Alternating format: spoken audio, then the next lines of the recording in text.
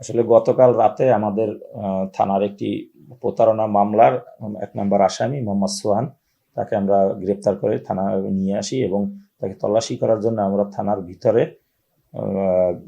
একটি রুমের মধ্যে তাকে নিয়ে যাই, নারী শিশু হেল্প ডেস্কের মধ্যে। ওখানে যখন তল্লাশি কার্যক্রম শুরু করব সেই মুহূর্তে দুজন মহিলা থানায় এসে প্রবেশ করে। একজনের নাম হচ্ছে ইসরাত জাহান শিরিন, তিনি তার নাম তিনি পাথরঘাটা উপজেলা মহিলা দলের সভানেত্রী হিসেবে পরিচয় দেয় এবং আরেকজন তার মেয়ে।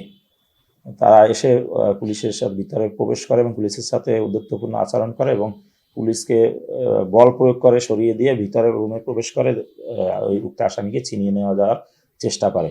বিষয়গুলো সবগুলোই আমাদের অফিস রুমের সিসি ক্যামেরায় রেকর্ড হয়েছে এবং আমরা এই দুজনকেই গ্রেপ্তার করি এবং এই দুজনের বিরুদ্ধে আমরা পুলিশের কাজে বাধা দান এবং আসামি ছিনিয়ে নেওয়ার চেষ্টা সহ পুলিশকে হুমকি দেওয়ার অপরাধে নিয়মিত মামলা রুজু করেছি এবং সকালবেলা তাদেরকে বিজ্ঞ আদালতে সোপর্দ করা হয়েছে।